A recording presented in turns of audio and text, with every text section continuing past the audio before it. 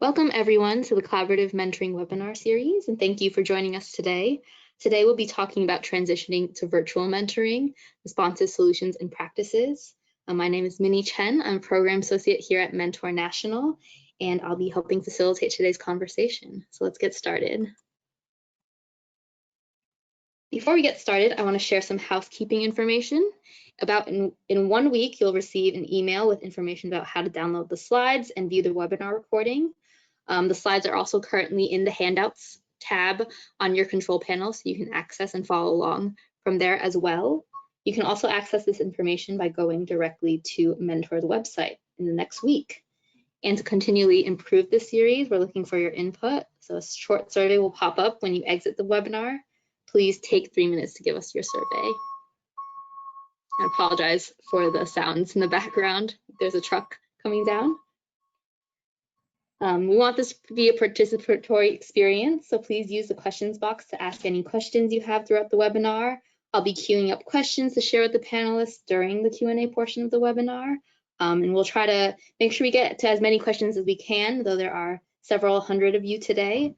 The questions we usually share with our panelists are generally ones that broaden or deepen the conversation. So just to get a feel for who's in the audience, we have a poll here. Having some trouble with our poll, actually.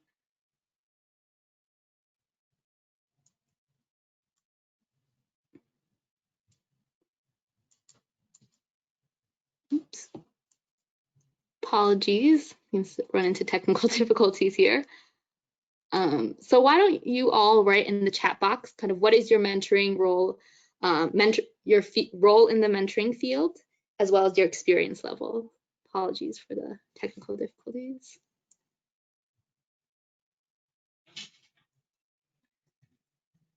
So we have some mentor coordinators, some CASA representation, Big Brothers, Big Sisters, welcome.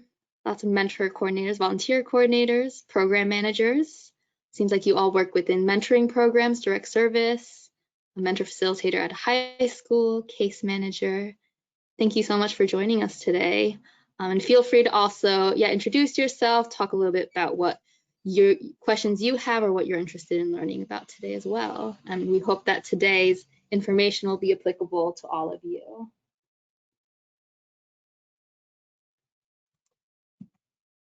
Okay, so for today's webinar, we'll be kind of talking about, like I said, the transition to virtual mentoring. The world has changed in so many ways since the beginning of the year. With this coronavirus pandemic, we've all experienced such a huge disruption to our lives, as well as just really experiencing a collective trauma together, impacting every single one of us, but especially thinking about our young people who have been very impacted profoundly during some of their most pivotal and transformative times of their lives. With all of this, mentoring programs, and so many of you, I can see more directors, program coordinators, educators, mentors have really stepped up to respond through adjusting your way of life, your routines, adjusting operations and programming to really make sure that our young people continue to have the necessary supports for healthy and meaningful relationships and connections. Today we'll be sharing a bit about what we've learned so far for these past 6 or so months and kind of the challenges and considerations ahead. How do we move forward given this new rapidly changing world that we're living in? So I'm excited to welcome our 4 amazing guests today who also serve as mentor partners in this work that we do. Adrienne Katz from Mentor Canada is here, Laura Woodside from Cricket Together, April Montoya from Friends First, and Thomas Owens from Mentor New Work. They'll be sharing more about how their organizations have transitioned by highlighting partnerships and platforms they've cultivated and developed, challenges they have and are facing, and resources and trainings that they've implemented in their mentoring programs to help facilitate connection. So hearing from this group, as well as hearing hopefully from all of you in the audience, kind of what you have done, can hopefully provide some more guidance to all of us who are in this work together, so we can continue learning together and knowing that we're not alone in this work. And as I mentioned, there will be time for Q&A, as well as some more resource sharing. So please feel free to continue typing in the chat if you have questions, anything you want to share as well. To get us started, I just want to provide some background for some of the things that Mentor has done earlier in the year. Back in the spring, we conducted 2 surveys of nationwide mentoring organizations, about the impact of COVID. And these surveys really gauged some of the challenges that programs, young people, and mentors were all facing, and kind of what resources would be most helpful during this time. So in these surveys, we found that 76% of respondents transitioned to using virtual and remote mentoring approaches. I think the immediate response was either to either shut down programming or kind of see what kind of online platforms can we continue these communication lines on. So we got insights into people using Google, Zoom, FaceTime, Skype, text messaging. Contact methods were really left to, depending on the program, each match to decide. And if parental feedback was applicable. Many programs avoided the use of social media due to the lack of security.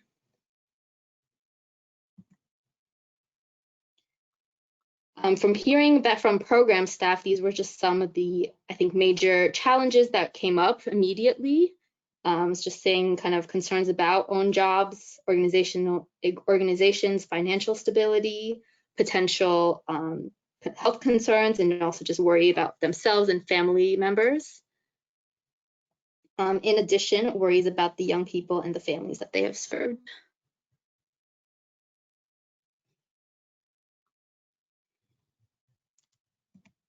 There were also concerns for young people and kind of what were some of the challenges that they were dealing with.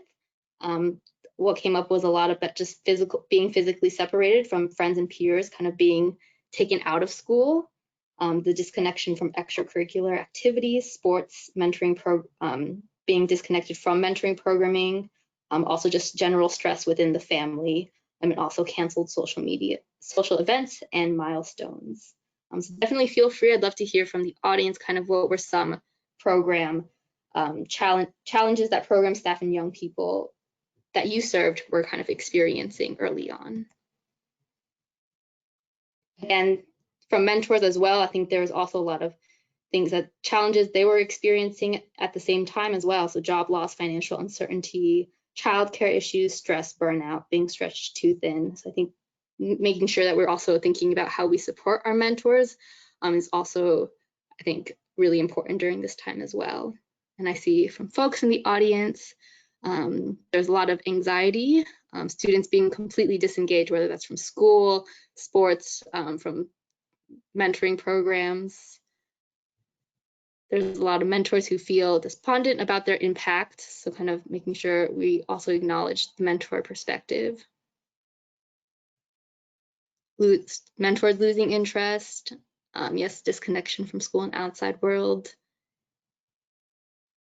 Yes, many life changes. Thank you all for sharing.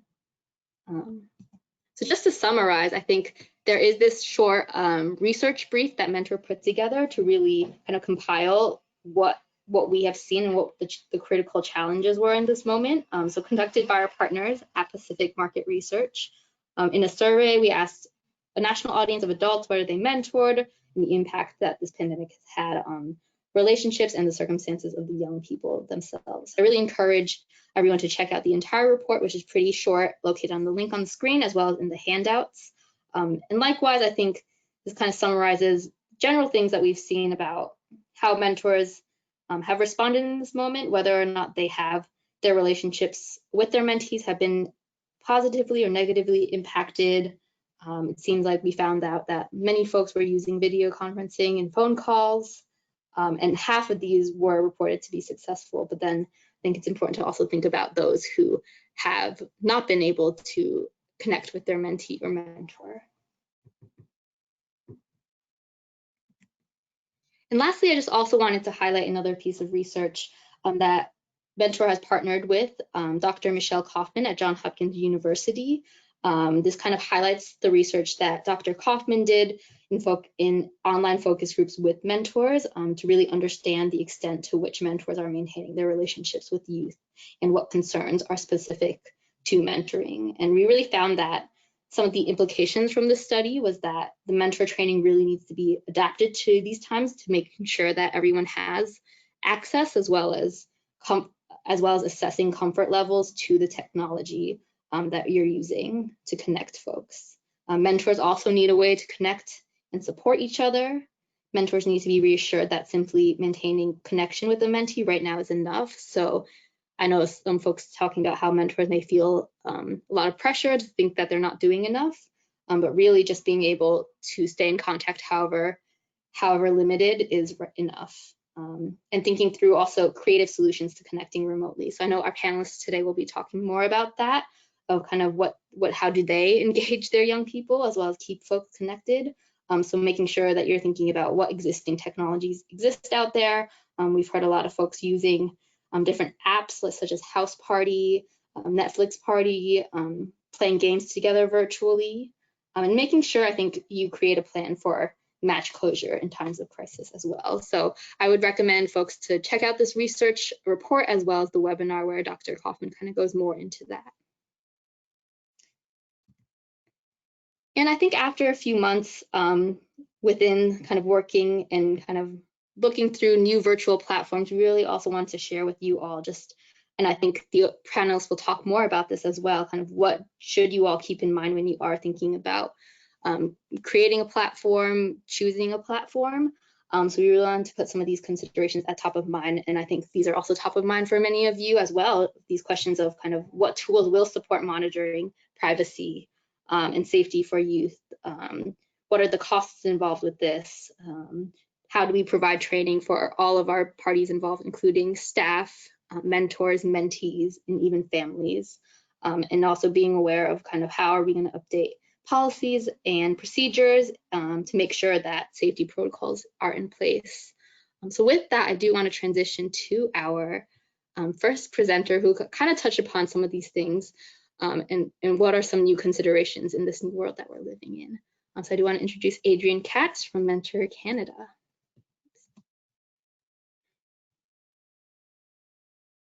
Hi, everybody.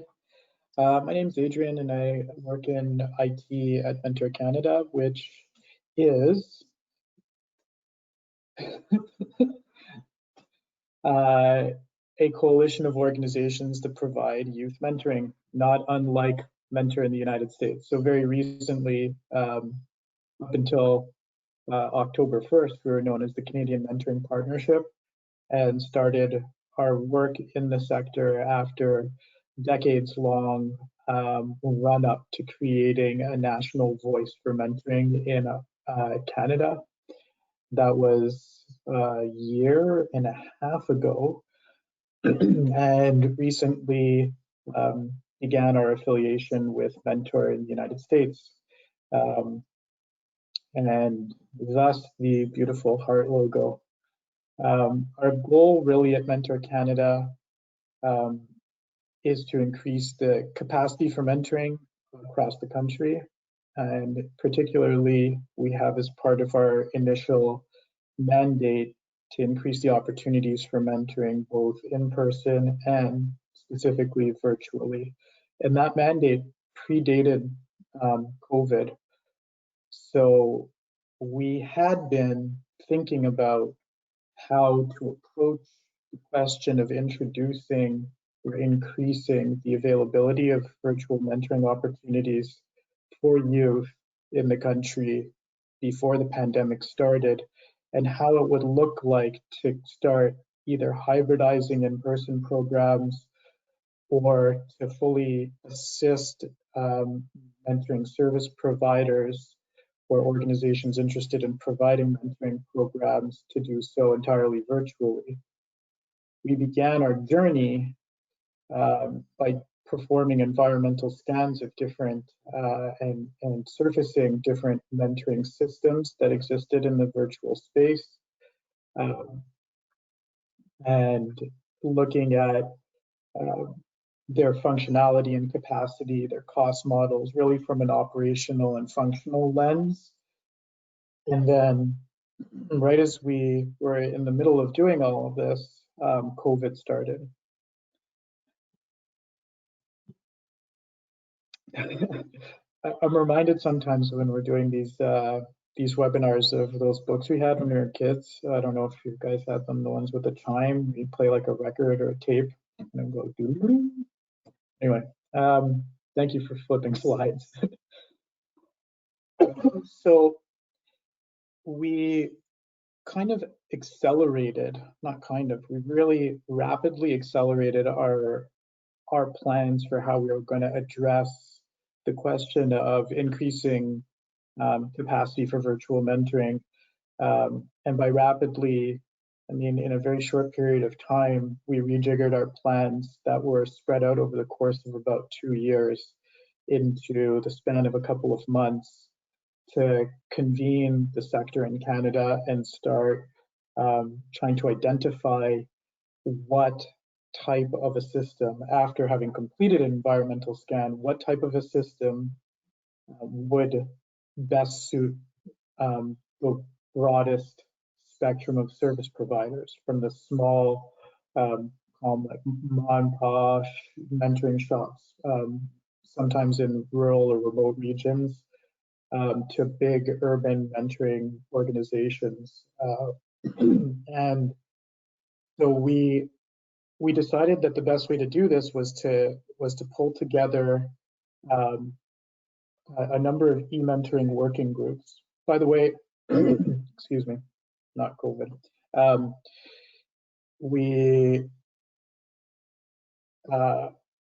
Yeah, so sorry, I was thinking of something else. We decided to pull together e-mentoring working groups and divide them into 3 different pools to try to address the differing needs for the smaller, perhaps less formalized or structured shops, the medium-sized organizations that maybe had a bit more internal capacity to manage software systems and deployments and generate content for e-mentoring programs, and then the larger ones that had additional complexities like processing large numbers of relationships in and onboarding people in large groups. So they had to have more involved administrative tools. And if it would be possible to find a common set of functionality that could support all of these organizations, but also not to lose sight of the important differences between the size and scale of mentoring operations. Although Canada is much smaller, not geographically, but in population certainly, and likely in some cases in resource availability compared to the United States, it is, at least because of the geography and the way the population, our population is roughly 1/10 of the US's, and has a different demographic composition. Nevertheless, there are a few commonalities and between the mentoring sectors, and also in a few features of the way our populations are spread out that make some parallels between what we discovered in Canada and what is likely, or I won't say likely, I don't have any necessarily evidence for this at this moment, but what is probably the case in the States as well. For instance, rural connectivity issues, pockets of population that are distant from urban centers, and maybe have less access to a broader variety of potential mentors, and yet still have the same needs for mentoring, that sort of stuff. There are definitely parallels between the populations. So, for the 51st state. So we went about this process of looking at, of asking pointed questions, first global questions, and then increasingly deep diving into functional and operational modalities that might be useful to the different groups of, or our binning of mentoring organizations of different sizes. And then we would do a group session for an hour every week with each of those groups, and then go the next week. At the beginning of the week, we would start with a 1-hour session where we reflected back our findings from the subgroups to the entire group together, and would poll them using a tool that we discovered at the last mentoring summit in Washington in January, called Mentimeter. Great way of getting feedback from an audience. we would ask questions to validate or challenge some of the conclusions that we had drawn from those smaller groups and see if they were applicable to the aggregate. And then we got into the space of prioritizing different ways that a mentoring system, an e-mentoring system could function. Oh, now I remember what I forgot before, what I coughed and distracted myself. I might use the term virtual mentoring and e-mentoring interchangeably. The nomenclature we've supposedly settled on is e-mentoring, but I, for some reason, can't help shake the term virtual mentoring. So forgive me for every once in a while lapsing back into that. But I'll try to stick with e-mentoring. Anyway, so what we wound up discovering in this process, so this all happened in the late winter, early spring of this year through to now, but at a lower frequency. So initially we were doing the 3 working group, small, like sub-working group meetings, and then the 1 big one every week. So 4 hours of this at least, and processing in between. And now we're down to only 1 or 2 a month, because we're actually in the process of working on developing in partnership with Mentor Together in India. It's a charity in India. They presented at the last mentoring summit as well, working on their platform, Mentor to Go, for delivery in Canada. So we're in development of that as a result of what we discovered through this process. And so now with that working group, we're reviewing our implementation and whatnot for a platform. But it's based on the findings that we had in the more intensive period here. And so here's where things get interesting and I think relevant to the more practical questions before us today. And those are a lot of the things that people thought were really important initially about a virtual, or there you go, e-mentoring platform, like concepts about monitoring ongoing discourse between mentors and mentees, either in one-on-one or group relationships, the availability after interactions between a pair or folks in a relationship, a mentoring relationship, access to the communications between them, like keeping copies of the videos if they were doing video communications, or chat transcripts, etc., doing keyword and algorithmic detection of certain turns of phrase and things. A lot of these things that we thought ahead of time would be very important to the sector and that people initially thought were important, when we started to challenge them and put it in the context of day-to-day delivery of service in a virtual or e-mentoring environment, some of those things didn't turn out to be the case. And that was theoretical. And so if we go to the next slide, please.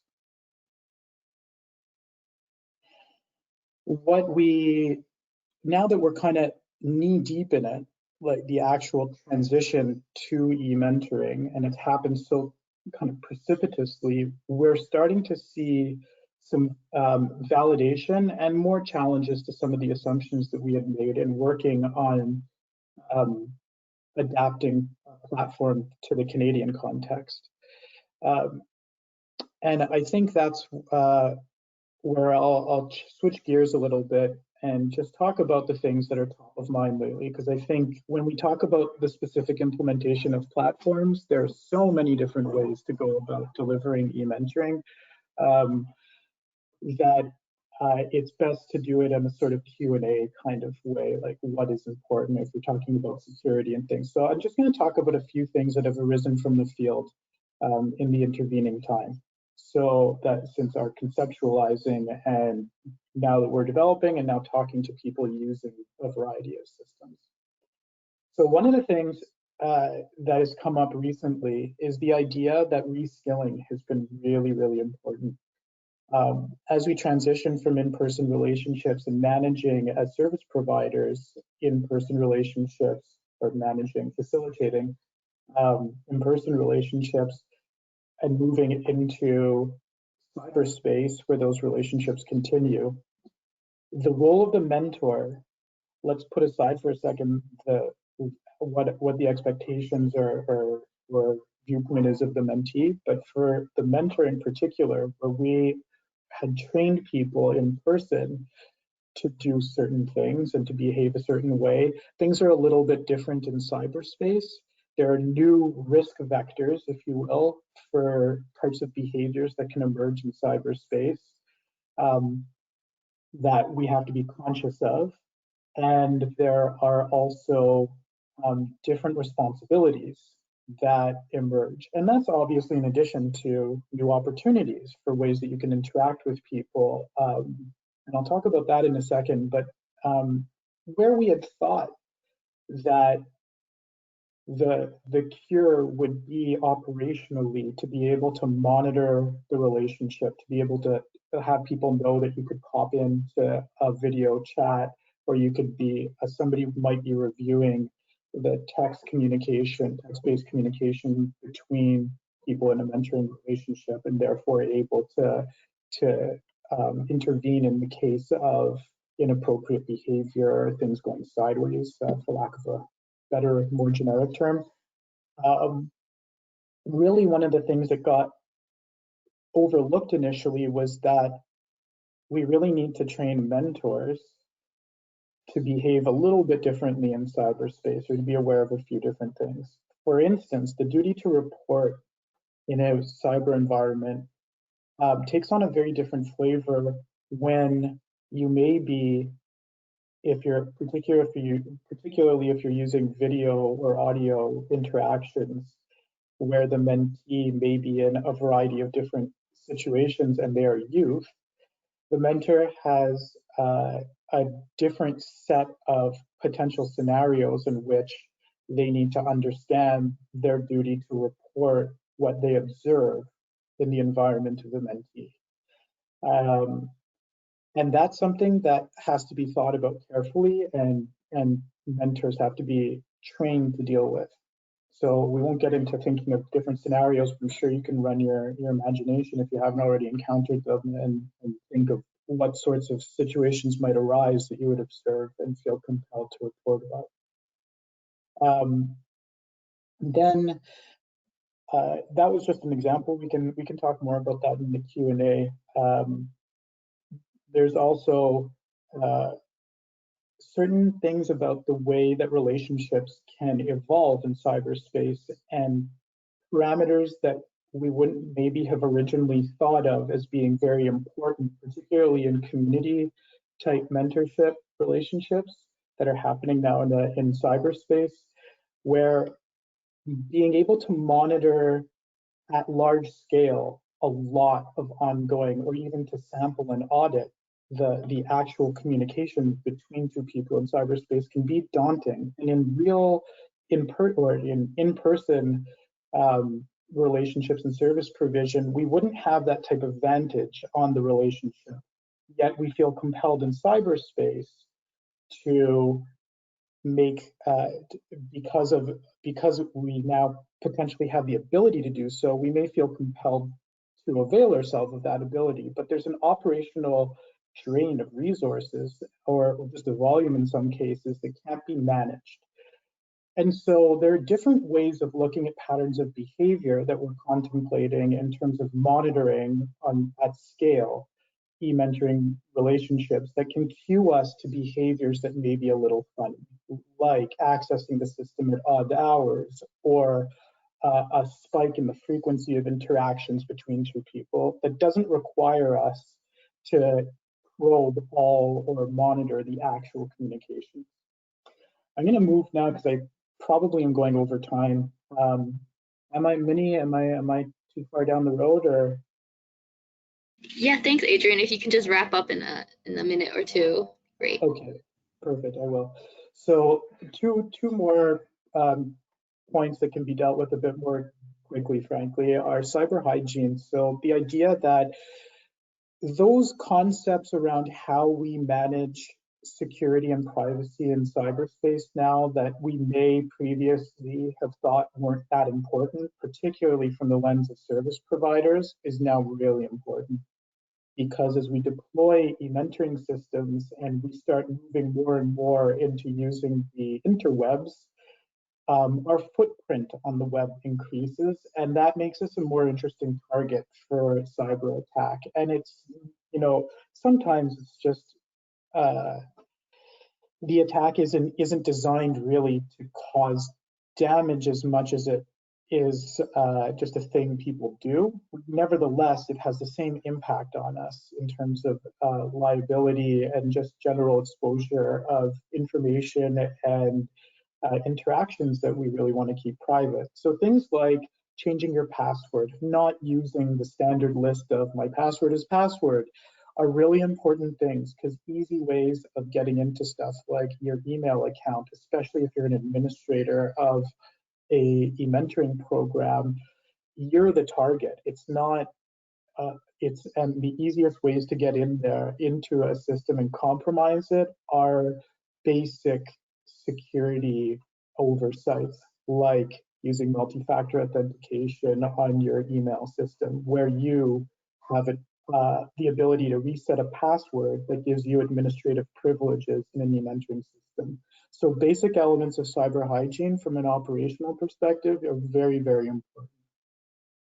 And then lastly, the key ingredients that make successful relationships, as is emerging from the field, things that people didn't really dive into because we were maybe a bit preoccupied with the system itself that we were going to use to deliver that connection, are the availability for both mentor and mentee of devices that are able to manage things, like video connections, if we expect people to interact over video, that they have enough bandwidth and reliable bandwidth, that is a decent connection to the internet, that they can access that when it's important in a safe or private space, so that they can engage in the type of interactions that result in the more impactful types of relationships being able to develop.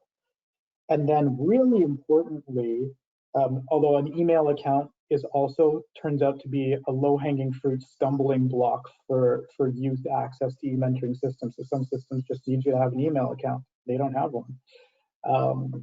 Are activities and content. So it turns out it's hard to keep kids interested in stuff for any reasonable period of time. I have two little ones of my own, and I've experienced this firsthand in e-learning. So having types of activities and things that people can do to keep a conversation interesting and dynamic, and being ready to feed that to your people in a mentoring relationship is really important. And I think, I don't know who's next, but if the Cricket Together people are up next, I'm sure that'll be something that's like, yes.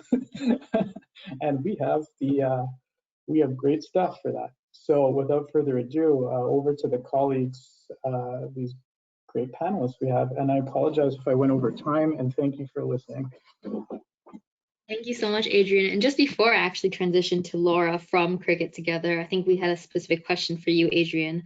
So I just want to take the time to just address it before we move on, even though we will have a Q&A session. If you could provide any examples of duty to report virtually that would be different than in person, or any resources about duty to report. I think folks are asking about that.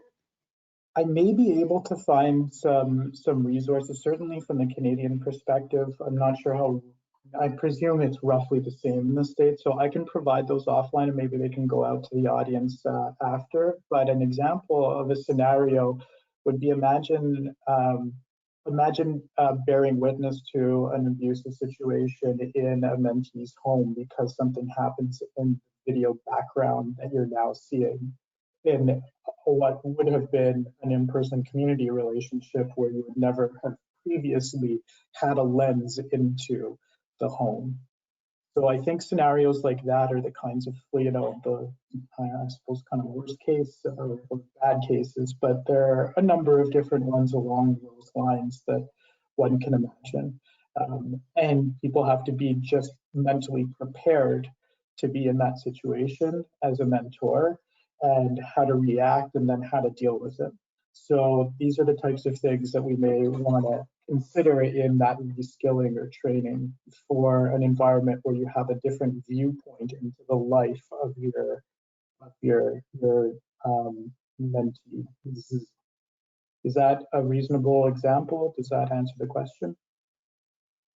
Yes, thank you so much, Adrian. I'll see if we get any further additional questions for you near the end. But thank you. So I'm going to transition it now to Laura from Cricket Together to talk more about the virtual mentoring portal.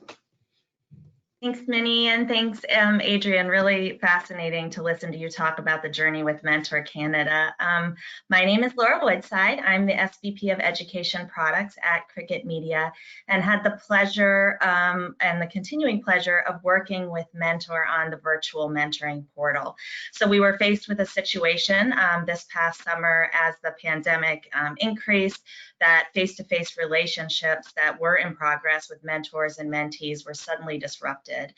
So we came together with Mentor and I Could Be as well, and really thought about what could we put in place in terms of a service and online product that could do all of these things that Adrian was just talking about. How could we help reskill people? How could we help train program coordinators who are used to watching and monitoring face-to-face relationships? How could we help mentors who are used to engaging with their mentees face-to-face adapt to an online environment? How could we help the mentees, and how could we train them to utilize online technology? And then how do we keep this all in, how do we keep the engagement factor high as we move along? And kind of what we heard from the field was, we also need something that is really turnkey, something that doesn't require a lot of time and energy. And so that was kind of what we entered into Virtual Mentoring Portal, stood up over the summer. And so what I hope to show you today is a little bit of a glimpse actually into the platform, into what we stood up, give you some stories of success and tell you about some of the challenges that we faced, just give you a little bit more insight into the work with the Virtual Mentoring Portal. So to start, next slide, Minnie, I'm going to go ahead and walk you through kind of what we have and what we are offering with the Virtual Mentoring Portal with Cricket Together. Our system is one that was set up to connect mentors and mentees virtually on a one-to-one basis. So when we stood up Virtual Mentoring Portal, we wanted to focus first on one-to-one, and that is what we have done. We wanted it to be a web-based application. So we wanted to make sure that we had something in place where folks did not have to download an extra app to be able to participate, but it was something that was easily accessible to anyone that had an online browser, and we knew that we needed a system that was device agnostic. Our first focus was really on reconnecting matches that were separated due to COVID-19. So when we initially launched, we were accepting onto the platform only matches that were familiar with each other and their relationship had been interrupted. Since then, we've built in the training, the technology, and the onboarding, which I'll show you some of in a minute, that we're now able to also support new matches in establishing and building a new relationship online. So the platform Virtual Mentoring Portal is now able to support mentors and mentees in each of those stages, whether they're continuing a relationship or whether they're establishing and starting a relationship. We also knew that we needed to really pay attention to safety and security standards. So as Adrian was discussing, whenever we're talking about virtual mentoring, one of the first questions that comes up is, well, how about safety and security? How are we maintaining the safety and security of everyone on this platform? And Cricket Together focused actually on the 12 and under age group. So the part of the Virtual Mentoring Portal that I'll be showing you today really looks at that age group and how do we serve children that are in this younger age group that definitely need the mentors. How do we keep them safe, and how do we maintain COPPA compliancy? So the Virtual Mentoring Portal has taken care of that. Everything that occurs on the platform, as I will show you, is moderated and lives up to COPPA compliancy standards. We were able to integrate mentor background checks into the program, so that is a required part if somebody is getting onto the Virtual Mentoring Portal. We were also able to integrate parent-guardian permissions and also video training, so that everything could be kind of as done online in terms of onboarding those mentors and those mentees, that everything is embedded in that platform in a safe and secure environment. We also knew that we didn't just need a platform. As Adrian was talking about, we knew we needed engagement. How are we going to engage mentors and mentees in an online situation in ongoing communication? So I'm going to show you how we do that. And then how do we empower program managers and program coordinators to be able to see what's going on, to be able to monitor that, and to be able to have kind of high-level engagement data elevated for them. We knew we wanted automatic notifications was another key point in order to keep those mentor-mentee relationships on track and be able to show us when they were not on track. And we wanted something that worked for both school-based and community-based models. So I'm going to jump into now kind of giving you some more details about the platform itself and how we ended up pulling it all together. So to start, I'm going to talk about, well, how do folks get started on the platform? And this was one of the barriers that we realized early on, was that having clear communication pathways to mentors and mentees was very important, that the organization itself, mentoring organizations themselves, had established those communication pathways. The organizations, we've worked with hundreds across the country, the ones that have those pathways established and had a methodology in place for quickly communicating with their mentors and mentees, were able to get up and running much quickly. And also having clear expectations for your timeline for onboarding was another thing that we found just to be really critical, that the program sets expectations and those expectations are communicated both to the mentors and the mentees. How are we going to get started online and what's expected of each one of us over the course of that timeline? So something we actually developed as a result of the summer was a refined onboarding portal. And you see that in that blue image on your screen there, where now when we have mentors, the first time they log in, they're presented with a checklist and they actually control their own onboarding. So you can see, for example, it's the first one usually says start your background check. They click on it and that triggers their online background check. Watch their training videos, that's all embedded in the platform, pops for them right there. And we created an asynchronous interaction platform. So that means that within our platform, all of the communication is asynchronous. It's all written versus being video like this, where a mentor and mentee can see each other. So their next first step is to go ahead and write that letter, that first letter on the platform that we scaffold.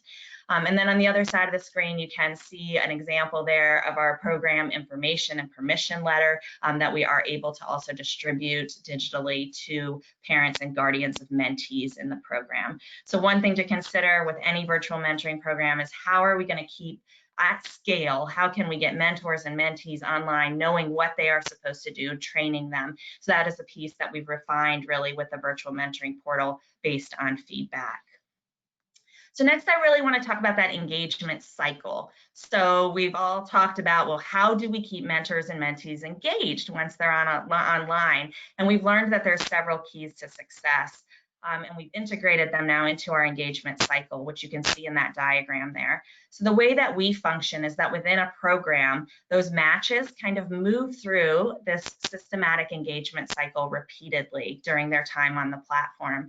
So program coordinator makes a topic selection. I'm going to talk to you in a little bit about what all those different topic options are, but that's done virtually through the program coordinator dashboard. They can choose, what do we want our mentors and mentees to talk about? What are we going to use to spark conversation? And then the platform presents some reading material, and the mentee selects an article that they're going to take a peek at to learn more about the topic. It's really just fuel for the conversation. The mentee does that, and then the system automatically notifies the mentor, hey, this is what we're going to talk about right now, and your mentee has selected this article to give you some fodder for that conversation. So they both read it independently. eMentor writes a letter to the student, engaging them in conversation around that topic. Mentee writes back, and that loop can continue back and forth as much as we want until the program coordinator says, all right, we're going to move on and introduce a fresh topic. By having an engagement cycle like this, we found that we can really find success because both the kids and the mentors need a routine. They need clear expectations of knowing what's going to happen in what order while I'm online in order to really stay engaged. We've also found that mentee choice is critical. So having that mentee be able to select, okay, well, what do I want to read? What do I want to focus on is important. So that's embedded.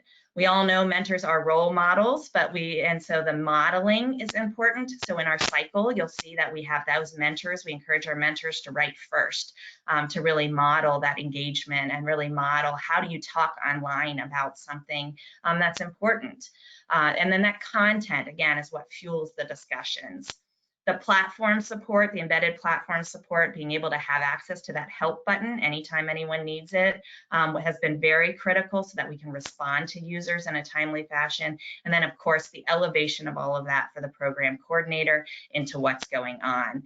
And you may have noticed those check marks on the diagram there. I just want to point out really quickly that those are points of moderation within the program that are built into the virtual mentoring portal so that the program coordinator can go ahead and approve those article selections and approve those letters that are going back and forth.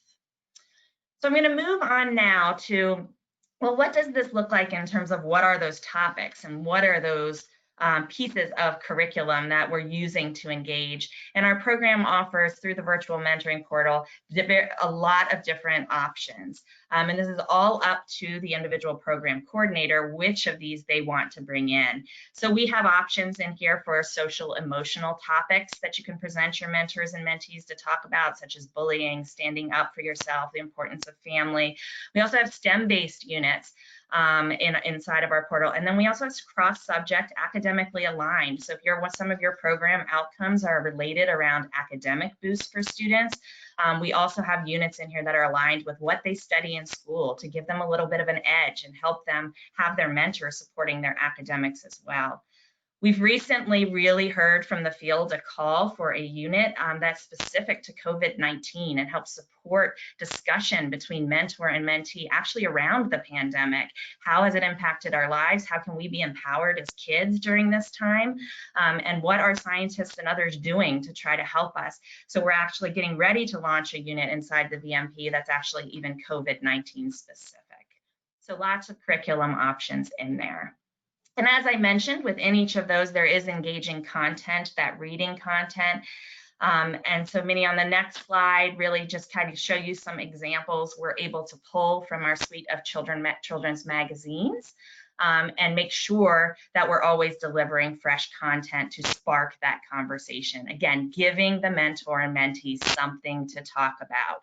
Really important to note that there's nothing in our platform that stops them, of course, from talking about everything else. And actually, I'll show you in a second how the platform encourages them, in fact, to talk about what's going on in their lives and to raise concerns and really keep that central, right? The connection central. But all of this content is ancillary to be able to just spark additional conversation between the mentor and the mentee. So what does it look like inside of the platform? We'll hop to the next slide and kind of show you what does a mentee see. What we've learned is that when a young child, so again, this is designed for children 12 and under, hop onto a online mentoring situation, they have some questions they want answered right away. One of them is, what should we talk about? So in our platform, what we've done is really elevate right there. You can see in that big box, the unit they're on is solving problems. So right there for the mentee to understand is, okay, we're going to talk about solving problems. Also, they need to know, when should we communicate? Virtual mentoring platform is always open. They can write back and forth as much as they want, but this allows the program coordinator to put in a minimum cadence of communication, an expectation for the mentee that at least by X date, we want you to write a letter to your mentor, and the same for mentors. Helps keep everybody on track.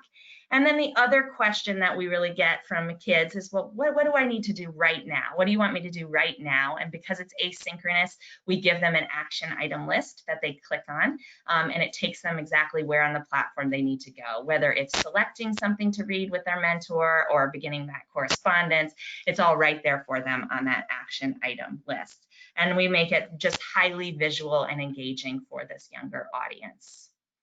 On the next screen, I'm going to give you a little peek into the mentor view.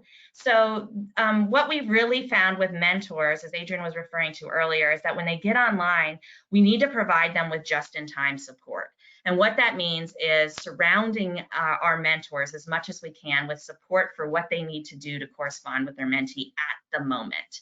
So what you see on the right-hand side of the screen is just a screen cap that kind of shows you how we do that. One of the ways we do that is we actually provide prompts when they're constructing their letters. So we're reminding them, hey, start with an engaging opening and acknowledge that last letter that you got from your mentee. The most important thing is that you're staying connected, right? And you're having that human connection. So we prompt them to start there. We then move into the reading discussion, as you can see there. So we kind of prompt them to do that. But these prompts really help take away a lot of that mentor anxiety of, whoa, wait, I don't know how to do this online. And in addition, of course, that upfront training, we've really walked them through how do you write in an engaging way to keep a child engaged online. And then on the left-hand side of the screen there, we provide a bunch of additional resources. So things like sample letters, so I can see, well, how have other mentors done this? What have they done? There's tips there, and some of our tips are things like, actually, kids love to see jokes in writing, kids 12 and under. So they love it if you pose a riddle or pose a joke in a letter that they're trying to answer in theirs. They love it if you include memes and GIFs. And so we give tips there also as well on engagement. And those things help kind of brighten up these letters and get kids to want to get online to read their letter, even if they're experiencing screen fatigue from everything else that they're having to do in terms of online hybrid school models. And so how has all of this worked? I'm going to wrap up in the next few minutes, but just want to give you some insight into the feedback that we have received. So first slide here is going to show you some of our feedback from actual program coordinators and teachers and classroom-based situations that we've partnered with that have utilized the virtual mentoring portal.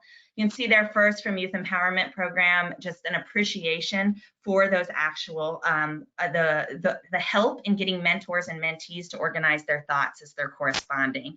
Those same prompts that you saw for mentors, much simplified version, are also presented to the mentees to help them organize their own correspondence back to their mentor. So there's a great appreciation for that. Alyssa at Friends has really talked to us about how she's actually really appreciated this additional insight because she's monitoring these letters and can see she actually really knows what's going on with each of her one-to-one matches, and even has a deeper understanding than she did with the face-to-face. And so as I talked to Anne and Alyssa about the future, and they're even thinking, you know, once we go back to face-to-face, it would be nice to have this to continue as supplemental way of connecting even between those face-to-face meetings.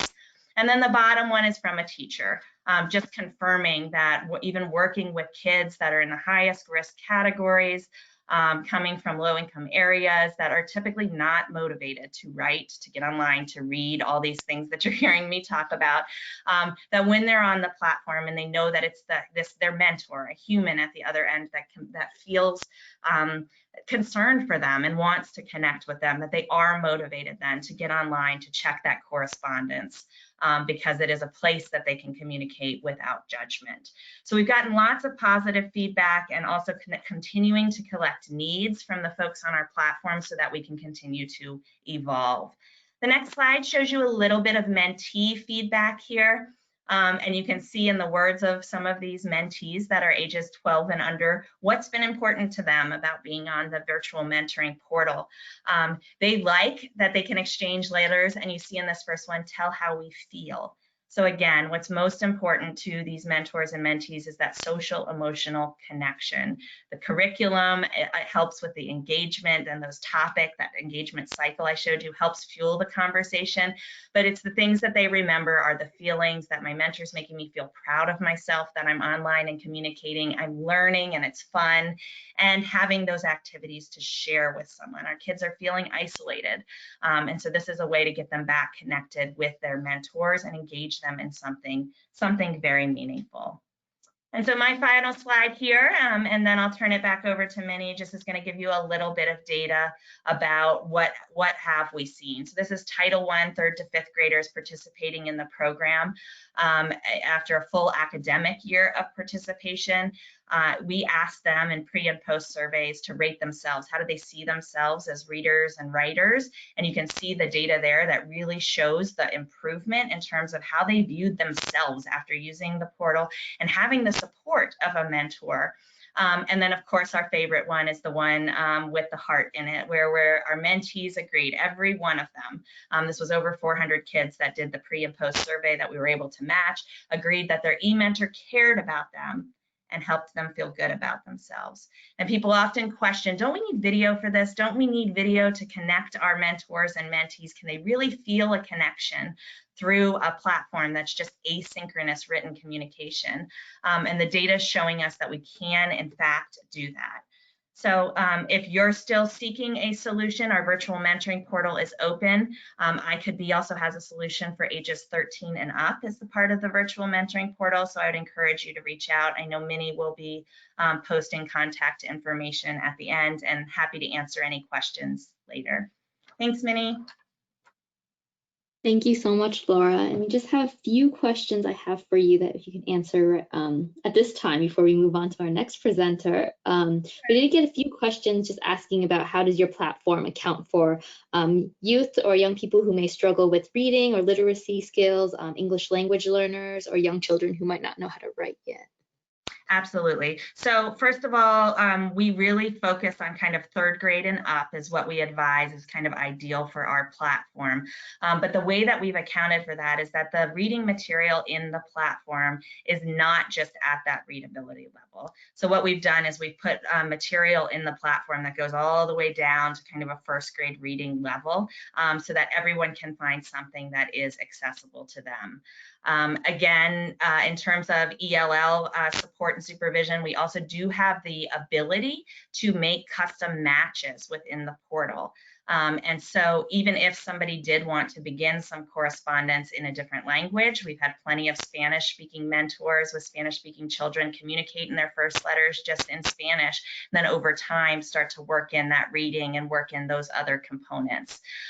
We also train our mentors within that training on the platform how to really meet a mentee where they are, and that some of those first exchanges, depending on that literacy level, they may be 1 or 2 sentences, and that's okay. You're making a touch point, and what's going to happen is you're going to increase the motivation of that mentee to want to write more and to want to read more so that they can correspond with you. So hopefully that answers a few of the things that are in place there, Minnie. Thank you, Lauren. I know we also got a couple questions just about group and team mentoring, and I understand that this platform does not support group matches at this time, but I was wondering if you had any suggestions, just if they were to kind of think through how they would want to adapt this to a group mentoring session, kind of what would your suggestions be or recommendations? Sure, absolutely. And we're trying to look at group as we move forward and how can we evolve the virtual mentoring portal to serve that. But you're right, Minnie, right now it really is ideal for one-to-one.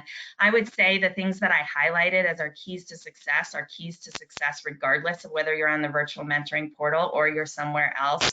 The same things that Adrian talked about, right? How are you going to reskill and retrain both those mentors and mentees that in some sort of engagement cycle, planning how do you introduce fresh topics? How do you introduce fresh content to keep the conversation going amongst mentors and mentees? So if you weren't on a platform like ours and you're just using even a video thing, really thinking about adding some structure there to help that conversation keep moving forward. And I'll just toss in also, Minnie, I forgot to mention that we do have plenty of cross-age mentoring programs using the platform now, and we're really trying to learn from them about how we continue to adapt also to be even better in serving those cross-age matches as well. Thank you, Laura, and thank you so much just for sharing more about the virtual mentoring portal. And I think that's a great transition to April, our next presenter, as she will be talking about kind of what they've been doing in their cross-age peer mentoring program. And just before I transition, I do also want to highlight in the chat that I'm sending the link to our last webinar that we hosted on the topic of group mentoring, and we did touch upon some virtual group mentoring practices that folks have used. So thank you, Laura. And now I want to transition it to April Montoya, who's with Friends First in Colorado. So welcome, April. Hello, and thank you, Minnie. Yeah, this was a good segue. We actually are a cross-age mentoring program, and we are also group mentoring. So I can address a little bit of the logistics that we've encountered in still implementing virtually despite those 2 elements of our programming. So I work for an organization called Friends First, and we are based in the Denver metro area. We also have programs in the Pueblo County area and 4 other states that we serve through grant sub-awardees. Our mission is to educate and mentor teens to make positive life choices and to develop healthy relationships. And so we do that through our signature STARS cross-age or peer mentoring program, meaning that we match upperclassmen, so juniors and seniors, with freshmen or middle school mentees. And again, like I said, we do that in a group setting, so 1 mentor to up to 4 mentees, so 1-to-4 ratio. STARS is school-based, so it's run during an already existing class at our schools.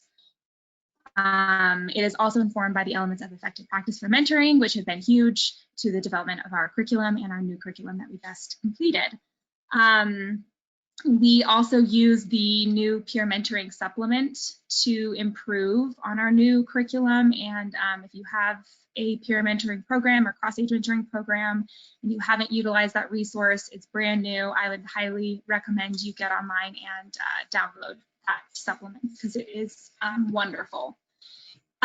So in the spring of 2020, like many of you, we had only a few days to pivot to virtual programming. Our schools closed and we had just a couple days notice. And so because our schools were not really fully set up to support full online classes, we really had to kind of refocus our energy on our relationships with our mentors.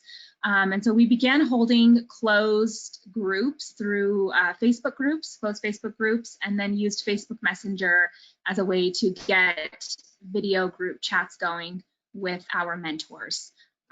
Because STARS is peer-to-peer and group mentoring,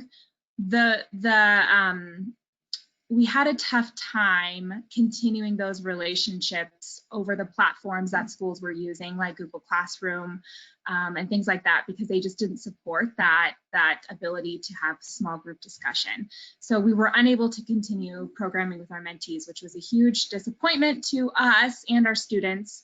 But over the summer, we really wanted to make sure that we were able to get programming going for our mentees again. So we made the difficult decision over the summer to pivot to virtual programming only. And currently that is the only programming that we are offering within our organization. We just hoped that our schools would jump on board too. We didn't know if schools would be fully back in person or hybrid, half in, half virtual, or what would be the situation. But we decided to make that choice based on the safety of our staff and our students. We were in the process of completing our brand new STARS curriculum. And so we decided to simultaneously adapt this new curriculum into a virtual implementation. For some sessions, this meant a complete rewrite. We had to start from scratch because they just were not feasible in a virtual setting. For other activities or sessions, it really just meant adjusting the language and logistics of activities.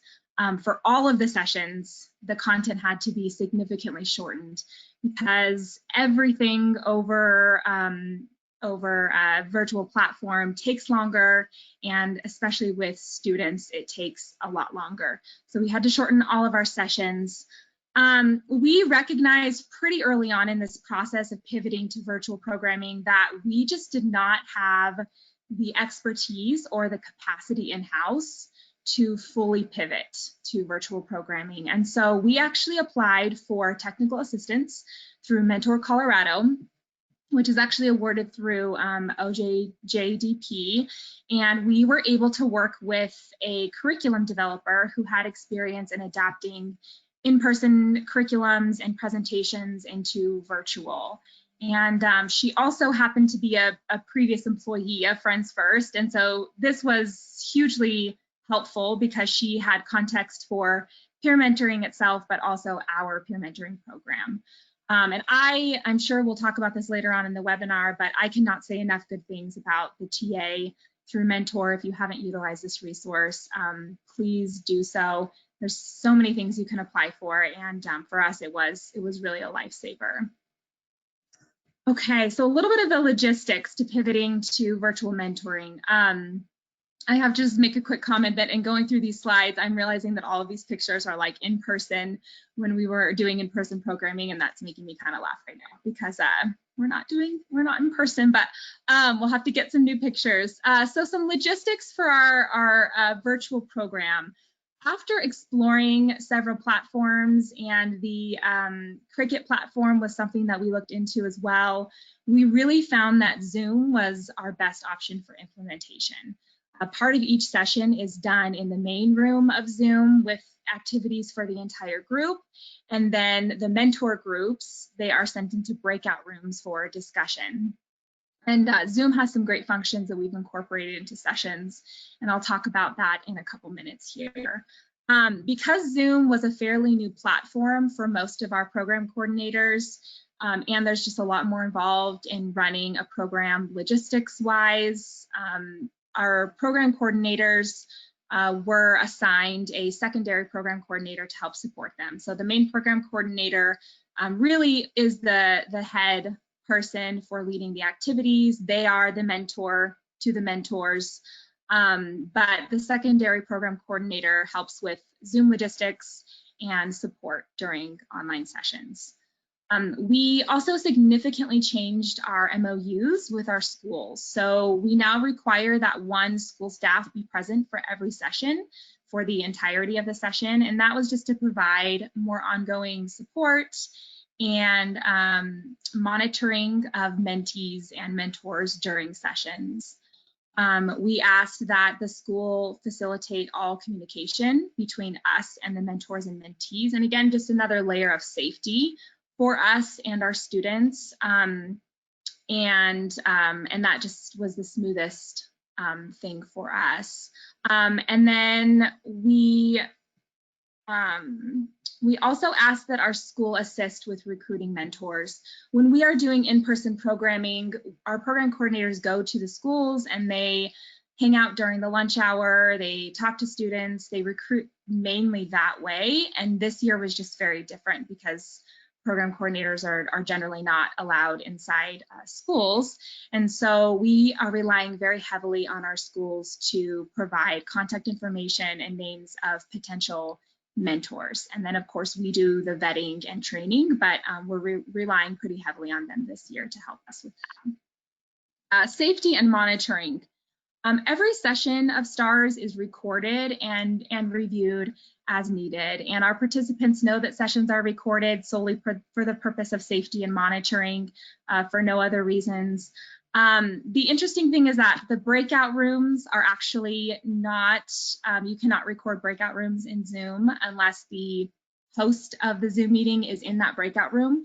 And so that was an interesting thing to navigate, and our schools in particular were very concerned about the safety of a teenager mentoring a group of other teenagers without there being adult supervision. And so as a way to kind of mitigate some of that risk, we require that the program coordinators pop into every single breakout room periodically through each session. And that's something that the support PC also helps to do. We also have added or enhanced our mentor training, specifically the portion where we cover mandatory reporting. And I know that someone else, I believe Adrian, talked about this a little bit. But we want, first of all, our mentors to feel safe. We want them to know that if they're in a closed group with other mentees and they feel unsafe with how the conversation is going, or they don't know how to bring it back in, we want them to know that their program coordinator is there to support them. And so they can text their program coordinator at any time and ask them to join the breakout room and help provide that assistance. But we also have had to get very specific on what we want our mentors to report to the program coordinator, much more so than we had done maybe previously in person, so that our mentors are really prepared to know when they really need to report something and when not to report something. Accessibility. So all of our schools so far have been wonderful in providing devices for our students, but we are also able to purchase devices for our students through our grants if that's needed and if students do not have that already. The program coordinator sets norms and expectations for students, specifically around their conduct on Zoom, things like the camera being turned on, being muted when you're not talking, things like that. But we know that not all of our students are comfortable with their peers seeing their home and the situation they're living in. And so we want to respect that, and we know that for some students, that's a pretty vulnerable thing. And so we highly encourage the use of virtual backgrounds, which Zoom allows for. And obviously those have to be approved by the program coordinator. We want them to be appropriate, but we encourage the virtual backgrounds, and that can provide a little bit of more comfortability for our mentees and mentors. There's also a parent letter that's sent out informing the parents and the students that they will be participating in an e-mentoring program.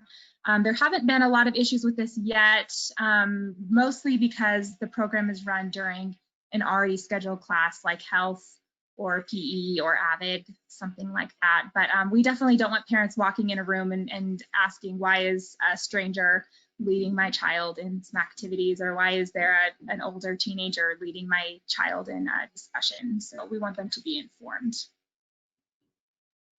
Okay, so the mentor training, I mentioned this briefly, but I want to talk a little bit more about the changes we had to make to our mentor training because we were virtual. As part of the mentor vetting process, we do interviews with our mentors to make sure that they're a good fit for the program. And so in these interviews, these interviews, as well as the actual mentor training, also happen over Zoom. So there really are no elements of our program that are being done in person. It's all virtual. Materials for the mentor training are either mailed or hand delivered to each mentor. And sometimes our program coordinators, they really would like to see the mentors face to face. And so they will drop off a package and then social distance as they say hello in person. We know that some of our mentor training, or we knew that some of our mentor training would need to change since some of our mentors had been very accustomed to in-person mentoring. We have a pretty high retention rate from year to year with our mentors, and some of them had previously done in-person mentoring. And the implementation and the vibe and the feel of it, it's different. And so we wanted mentors to be fully equipped to be a mentor virtually. So some of the elements were adapted, and those include virtual discussion facilitation, Zoom expectations and norms, and virtual activity facilitation. We also enhanced elements, like I mentioned, around mandatory reporting to decrease risk and increase safety for all participants. There are so many wonderful applications or functions of Zoom that we use, like polls, there's the annotations, the chat box, hand raising, emoji stamps, and we try to use them all throughout each session because it really keeps mentors and mentees engaged in what's happening. So then I'll just talk a little bit about the mentee engagement. Initially, we really wanted to do a consent to participate. Specifically for our mentees to increase some of that buy-in. We wanted mentees to have a say on if they were going to participate or not. However, this became a pretty big challenge since all of our communication has gone through schools, but we also encountered this problem where we didn't know what to do if half of our class had consent to participate and the other half did not have consent to participate. In an in-person class, we would let those students do homework if they were not participating, but in a virtual class, that was just more of a challenge for us. And so we aren't doing the consent to participate right now. We may revisit that if we continue doing virtual programming in the future. But for now, the best we could do was just inform parents on what's happening and inform the mentees on what they're participating in and why and the benefits of it throughout the program. Throughout the curriculum, there are also sessions that allow for mentees to give their input on various activities. We have a community service project that's 3 weeks long, and mentees get to identify a cause that matters to them and then plan and implement a service project. And this really helps create some buy-in for our mentees because they're no longer just an observer, they're really a participant in the sessions. So I want to just talk for a second about screen fatigue, because this is a really big thing for us as adults who have been working from home for months and months, but also for our students too. We have kept many of the activities very interactive. So there's activities where we get mentors and mentees up out of their chair. They're doing easy physical activity type things where they're playing a little game, or they're wadding up pieces of paper and trying to shoot them into a trash can, or things where the materials can easily be found around their house. We also do mindfulness exercises and breathing exercises, things that allow them to disconnect from their screens for a couple of minutes while still being engaged in sessions. And so I wanted to just mention that because I know that's been a question from you all during this webinar. Okay, so a couple of resources that have been really helpful to us. So we read through the entire e-mentoring supplement, which was so helpful, and I would encourage you to do that if you're pivoting also to e-mentoring. A lot of really good recommendations in that supplement. And then again, the technical assistance, cannot say enough about how valuable and helpful that was for us in the implementation of our programs. And then lastly, we conducted a focus group with our school administrators, teachers, and counselors, and we really just wanted to know from them, what are you seeing are the biggest needs for your students right now? We obviously, our expertise is peer mentoring, but we really didn't want to just show up in a school and try to fit a square peg in a round hole. We wanted to provide the resources and the support that the schools actually needed for their students. And so what we heard overwhelmingly was the social and emotional support. And so thankfully, that is what our program does. And so we were able to really flow in our schools and continue to provide the same programming we always had. Their biggest concerns with virtual programming was what many have said was the security and safety and monitoring. And many of the things that have already been mentioned have been challenges that we've had to try to resolve in developing an e-mentoring program. So yeah, that focus group was really helpful for us in deciding how and what to implement. Okay, I want to just see, I know Minnie, I think you just sent me a question. Yeah, hi April, thank you so much. Sure. We got lots of great questions for you. Just asking, I think one question I've seen repeatedly was if you could talk a little bit more about what you ask mentors, what they're required to report, or if you have a list when it comes to safety. Sure, yeah, and aside from the main mandatory reporting, which is if you are harmed to yourself or others, or if there's someone who is harming you or someone else, then those would be the types or the things that need to be reported to the program coordinator. But we do actually have a list of scenarios that we walk through, and then we let the mentors decide, is this something that should be reported? Is it not something that should be reported? And then that kind of helps them get those wheels turning on what's appropriate and what's not. And at the end of the day, we encourage them, if you aren't sure, the best thing to do is still just let your program coordinator know, and your program coordinator, they will make the decision on if that needs to be reported or not. But we do actually have a list, and 1 hour of our training is dedicated solely to mandatory reporting. Great, hopefully that answers you. The question. Yeah, and in terms of also privacy and kind of what's appropriate on Zoom, have you had to disable the private chat functionality to ensure appropriate communication between students, or how do you kind of like track that in terms of like, since you do have a group of students on Zoom? Yeah, so on the back end, we have a set of logistics for basic Zoom settings that we require our program coordinators to establish before starting the session. And so that includes things like disabling the private chat function.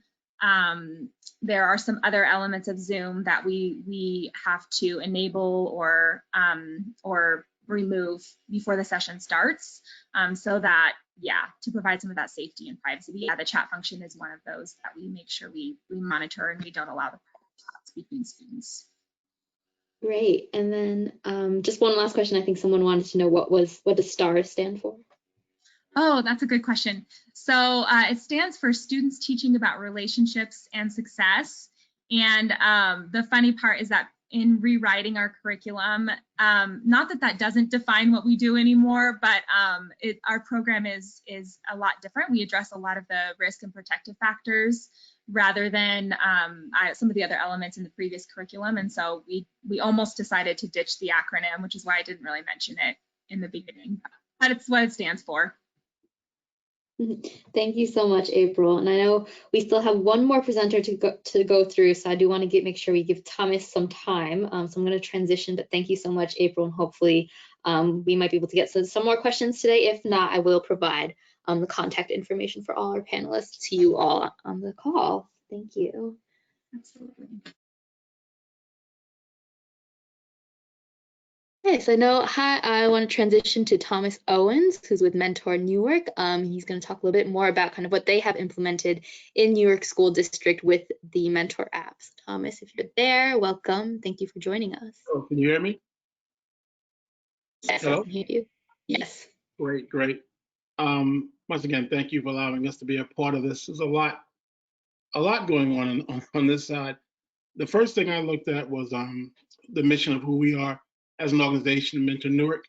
Mentor Newark, our goal, number one, is to amplify and accelerate mentoring in the city of Newark and the surrounding areas.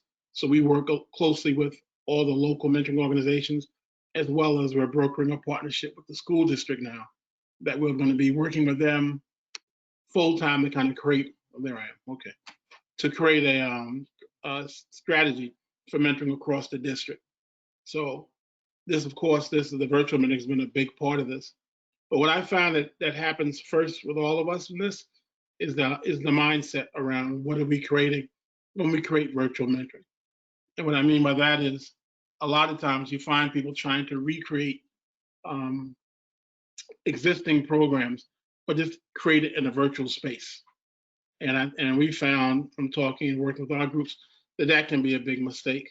When you're going to create something new in a virtual space, create something new in a virtual space. We jokingly say it's like people who do vegan foods and they try to create a vegan hamburger, a vegan hot dog, but if you're going to be a vegan, why are you trying to replicate what you stop eating?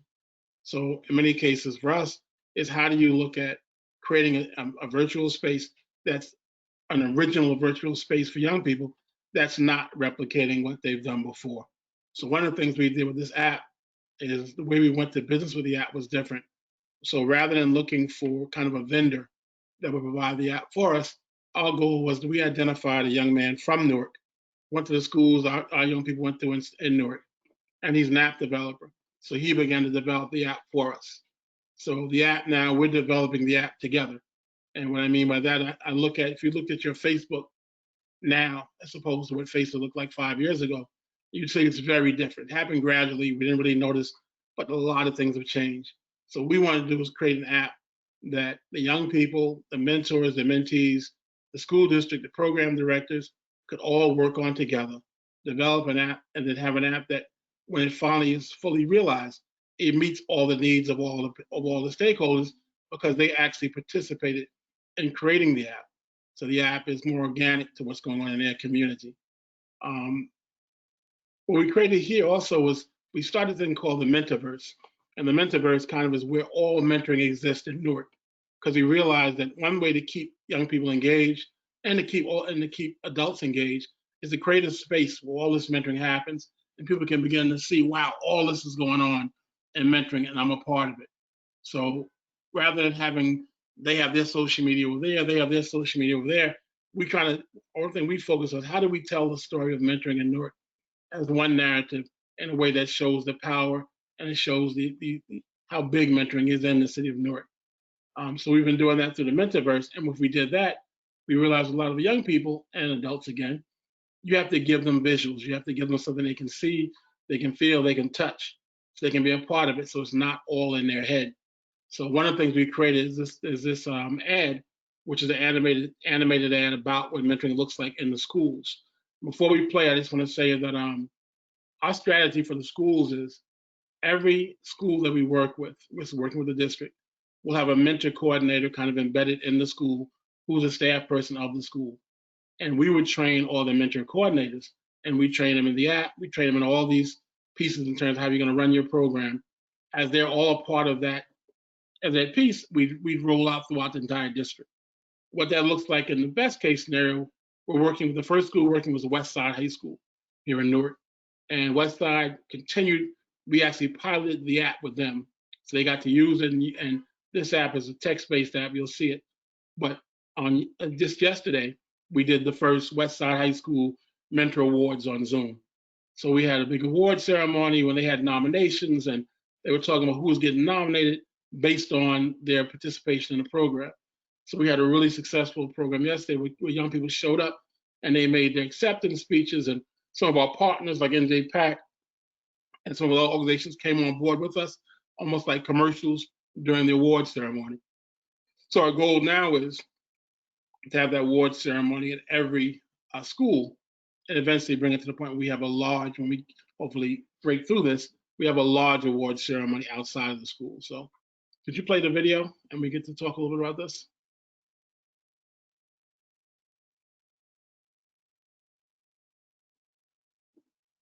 Is the volume up?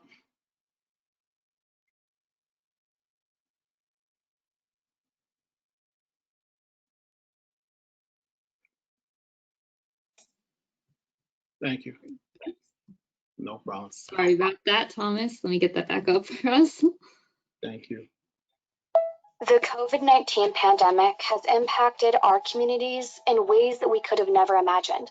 Large-scale stay-at-home orders went in full effect in March across the state of New Jersey, and Newark Public Schools have had to shut their doors and turn to remote learning ever since, making anxiety, stress, and isolation the new normal for some students. And now, when they need to more than ever, it has become difficult to confide in the administrators, teachers, counselors, and other school-based mentors they once saw daily. That's why Mentor Newark has come together with the Newark Board of Education, the Mentor app team, and other partners to create the Mentor Newark app.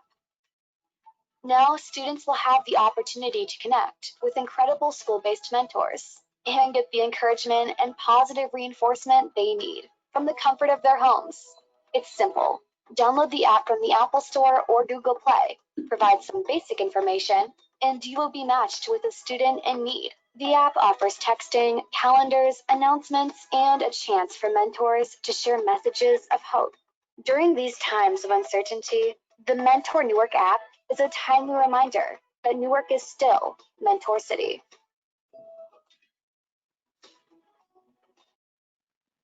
Great. So once again, you begin to see, how we branded it and also have young people involved in something exciting. We just redid the commercial with a new voiceover artist. We have a partnership with NJPAC, which is our performing arts center here in Newark. And they have programs that they're teaching young people to be actors. So we identified one of the young people who's a high school student here in Newark. And they're now the voiceover voice for all of our new things moving forward. So there's a new commercial coming out tomorrow that has them on it. So they're doing one in English and in Spanish. But once again, it's young people doing it. They're involved, they're engaged, and their voice is a part of what we're doing. So unfortunately for me, and I apologize, I have a funding meeting scheduled that was supposed to start at 2:30. I didn't think we were going to be on this late. I apologize. So I'm going to have to. No worries, Thomas.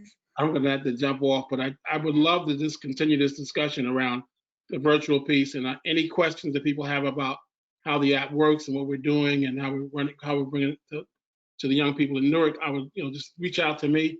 You can give them my information. We can reach out. I can give them some more talk about it. But once again, I apologize. I didn't anticipate it going this long, so they kind of got me up against a funder in a second. So No problem. if there's any questions up front now, maybe I've got a couple of minutes in terms of the app. And the reason I'm saying I like the app, number one, the app lives where they live, which is on their phone. And it's a very simple load. Right now, if you go to either your Google Play Store or your Apple Store, you can download the Mentor Newark app. They grab the app down, which is, once again, muscle memory, something they're used to doing already. They snatch the app down, boom, we engage them. We're doing training for the mentors, training for the mentees through the schools and through the organizations. And then we're also doing the background checks. One of our partners with Jersey Cares to make sure everybody gets their background check. So all the pieces are in place, I think, to support it. But I'm really excited about what it looks like over the next year. Not so much what it looks like rolling out, but as we bring it together and as young people give us feedback, what's that look like? And then kind of asking young people, the challenging question to ask young people, we hear a lot about screen fatigue, which is a big thing. Young people, we don't want them on the screen too long because they're bored. So the question we have to ask ourselves maybe is, why is screen fatigue a problem in schoolwork and mentoring, but they can play NBA 2K for 7 hours and there's no screen fatigue? So maybe there's some elements that Xbox and PlayStation are doing that we maybe need to look at and say maybe we should incorporate some of those things into what we're doing here and maybe make it a little more engaging, somewhere where they're used to going again. Like when I remember when this first started, everyone talked about the virtual piece. Very few people talked about the fact that young people were already doing this. They were already online. They're already communicating. They're playing games together. They're playing in groups. They're communicating back and forth while they're playing their games. If you have any, if you want to see that, go to Twitch. And you can see them all day watching each other playing games on Twitch. So how can we incorporate some of that stuff into what we're doing here to make it more engaging and more powerful for young people? So once again, thank you so much, Thomas. I know you have to hop up, so appreciate you for sharing the space. And I know lots of folks probably have to hop off at this time anyway, so I'm just going to go wrap up. But Thomas, I sent out your contact information, so if folks have any questions, and just appreciate everyone for being so flexible during this time with your schedules and just being here as well. So I do want to just wrap up before we close. Feel free, Thomas, if you have to go to your meeting, to please attend to that. Thank you. So like I said, I just want to close with some of these resources that we have on our mentoring website. It's mentoring.org/coronavirus resources. We have lots of resources from the e-mentoring supplement to the elements of effective practice. So I really encourage you all to check that out. Lots of different past webinars, recordings of past webinars listed on the website, as well as those 2 research profiles that I kind of talked about in the beginning of the session. Lastly, I know April talked a little bit more about, Laura talked about the virtual mentoring portals. I do want to highlight that we do also have a portal for ages 13 and over, powered by I Could Be, in addition to Cricket Together for youth ages 12 and under. So definitely recommend reaching out to either Laura as well as checking out the website that we have for the virtual mentoring portals. And April mentioned technical assistance through the National Mentoring Resource Center. So this is definitely a great resource for mentoring programs out there who are looking to pivot to virtual mentoring, looking for best practices, whether that's to kind of revamp their policies and procedures, screening procedures, mentor training, and definitely utilize this. You'll be able to connect with a consultant, a TA provider one-on-one who can really help you think through what would work best for your program. And again, Thomas Owen's part of our affiliate network over in Newark, Mentor Newark. So we encourage you to see if you have an affiliate in your region to learn more about kind of work that's going on at the local level. In addition, our affiliates do help provide training and technical assistance through the OJJDP National Mentoring Resource Center. The Mentoring Connector is also a great place to recruit volunteers, and it's kind of another area for kind of free program promotion, as long as you kind of go through the show that your program meets the benchmarks outlined in the elements of effective practice. And just to close out, remember, please help us with answering the survey to help improve the series and just to get your feedback on what other topics you would all like to see within this webinar series. You will get this recording, the slides, as well as all the resources we talked about sent out to you in a follow-up email. And I will also try to include our presenters' emails in that follow-up as well. So thank you all so much for joining us. Please join us next month for our next webinar on Living United for Racial Equity and Social Justice on November 19th. Thank you all for being here, and we hope you please take care and stay healthy.